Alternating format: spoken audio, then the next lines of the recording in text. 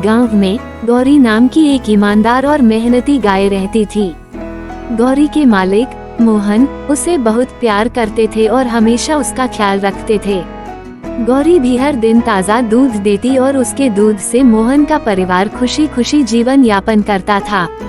एक दिन गांव में एक व्यापारी आया और उसने मोहन से कहा, तुम्हारी गाय बहुत अच्छी है, अगर तुम इसे मुझे बेच दोगे तो मैं तुम्हें ढेर सारे पैसे दूंगा।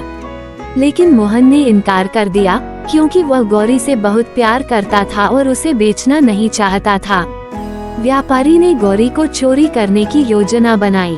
रात में वह चुपके से मोहन के घर आया और गौरी को खोलकर अपने साथ ले जाने लगा।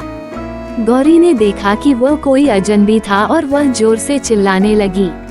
उसके आवाज सुनकर मोहन जाग गए और उन्होंने दौड़कर व्यापारी को पकड़ लिया। मोहन ने गांव के लोगों को बुलाया और सबने व्यापारी को डांटा।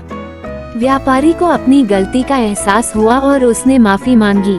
मोहन ने उसे माफ कर दिया, लेकिन कहा, ईमानदारी और सच्चाई हमेशा सबसे ऊपर होती है।